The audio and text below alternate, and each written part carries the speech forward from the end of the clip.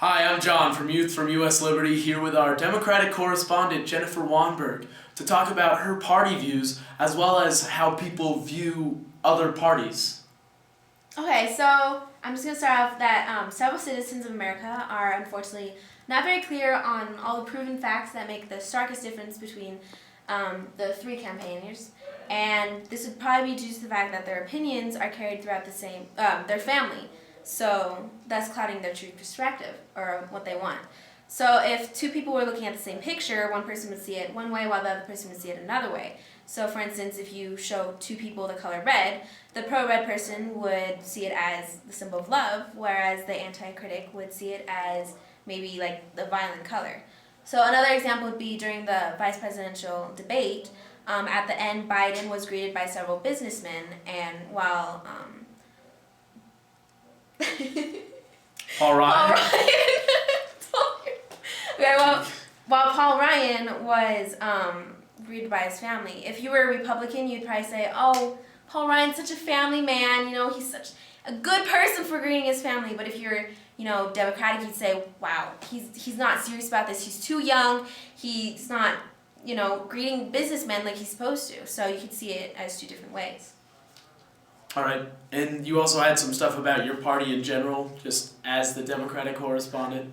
Okay, so for those who believe that Obama has not exactly done much in his 4 years of running, and he's probably done maybe worse, a really big contribution towards that is because during the first 2 years, that was the only, timing he had to get things done, because every 2 years, senators and House of Representatives are House of Republicans. House of Representatives are elected every 2 years. So those 2 years those very first 2 years he had the House of Representatives and the Senate as Democratic. But the last 2 years the House of Representatives was Republican while the Senate was Democratic. Therefore, nobody could agree on anything. So he couldn't really necessarily get any bills passed or anything done.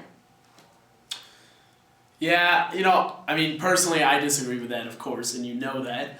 But, just feeding off of the presidential debates last night, which was about foreign policy, like it focused on foreign policy, Obama just really, he says stuff that I want to believe, and, it's stuff that, how could you disagree with what Obama says? It's great.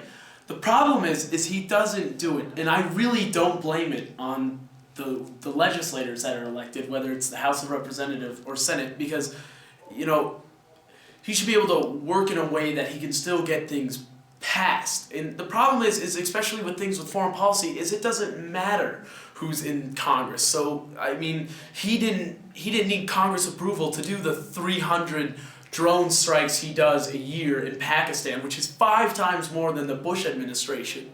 But he still says he's anti-war. That's where I come from with Obama. That some of his things about, his social views as well as his foreign policy views, they're great, but he doesn't do anything about it. He says he's for this, he says he's for that, which he may be for that, but he doesn't do it.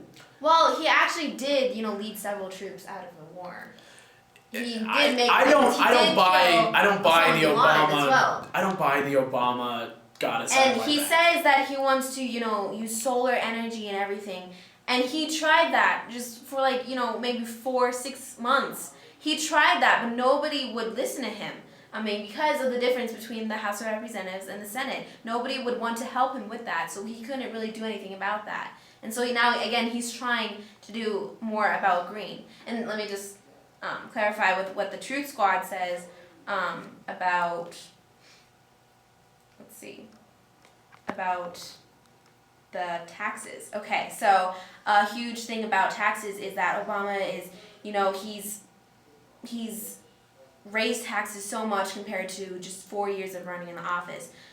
So he claims that he will cut the deficit by $4 trillion over 10 years, and the Bush tax cuts will expire for those making over $250,000 a year. Because what's happening is, if you don't make over $1 million a year, you are actually going to be paying more taxes. But if you're a Republican and you do make $1 million a year, then you will be paying $300,000 less. So essentially, if you do make over $1 million, it's fine to be Republican. There's no doubt it's fine to be Republican. But if you are voting Republican as a middle class person, then you're hurting yourself because you essentially have to pay at least $300,000 more if you make about $100,000 a year. Well, I mean, I really disagree with you on this point about taxes and cutting. Sure, taxes may create more revenue. The problem is we don't need to raise taxes to cut the deficit. We need to cut useless spending. Say the war on drugs, we use $7 billion a year just on the war on drugs, which is a failed government program that puts thousands, hundreds of thousands of people in prisons. But if we cut that's $7 billion just off of the federal deficit, as well as if marijuana say is legalized, then there's a whole much more revenue that you can tax. You can then tax marijuana and just have it a whole new lucrative trade. And then also getting out of the wars in general. Peace is always cheaper. We spend so much money overseas with nation building overseas. We spend money to build hospitals, schools, all these public facilities overseas in the Middle East, when we need to be using that money either here or we need to cut the spending altogether instead of raising taxes. But I mean, I do agree with you. You said earlier, and I didn't give you credit for it, that Obama has had successes in office, which of course he has. All presidents have some successes. In the death of Osama bin Laden, I'm not 100% sure on whether it's all a he said, she said, of course, because it's hard to get information from, say, Fox News, because they say it wasn't Obama, it was because of plans Bush put in, and then, CNN just praised Obama. But, I mean, it happened during his term, and it's definitely something we can celebrate that happened during his presidency. But, I mean, your things on taxes and all these other policies that Obama has set out, I just don't agree with.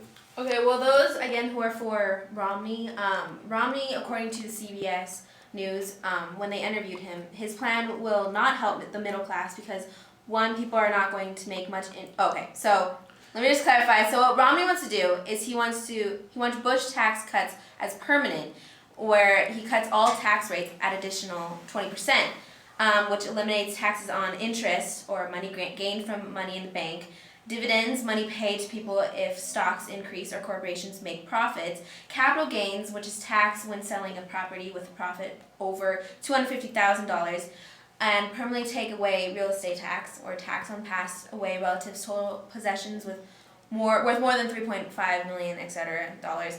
The truth is that this plan will cost $4.8 trillion in 10 years, and he will not specify on how he will cut the deficit. But so pretty much he claims that he's gonna cut all tax rates at additional 20%, but interest and dividends and all of that money that adds up, it's not a lot. Those things are maybe a couple $100 total. That's not 20%, and that is what CBS is trying to say. And he himself actually said that pretty much he's not going to make a difference in the tax decrease to cut taxes. He's not going to make a difference in that, and he said that himself on an interview in CBS. And I mean, we're kind of running out of time, so I'm going to kind of close this up. And that is certainly a message to, say, viewers, but, I mean, we don't support Romney either. So, I mean, the argument that Obama's good just because Romney's bad just doesn't work, because we understand Romney's bad, but Obama's policies just don't work either. And the thing is I'm not fighting for Romney and I'm not fighting for Obama. I'm fighting for third-party candidates like the Libertarian Party candidate Gary Johnson, which, I mean, sure, he may not have a chance this election, but it certainly sends a message when you elect such a person that maybe future policies could come into play in future elections or just in the future of our nation. But that's really all I have to say with closing remarks. Do you have any closing remarks? I don't like Obama because I like. I. Oh, that's going in there. I don't like Obama. No, you can't. Oh, it's going in there. It's not. I like Obama because I don't like Romney. It's because if we had more time, I would explain better things to you. But Obama is just overall just a better person. I don't know how to explain it in such little time. But he's for Obamacare, and that's just leads to he cares for everyone equally. He doesn't just care for you middle class, rich people. He cares for everyone equally, you know, with Social Security and all of that stuff, like Medicare, and equally. And he is for abortion, which I am for as well. So, and unfortunately, abortion and gay rights and all of those, you know, things that we young people are really interested in have not been discussed. They haven't been discussed at all in the really presidential sucks, debates. But so I was kind of waiting for that to happen, but it was probably such a huge controversial topic that they just maybe didn't want to discuss that at that time. All right. So. Thank you. This has been John and Jennifer Wanburg with Youth for U.S. Liberty. Live free, YouTube. Live free.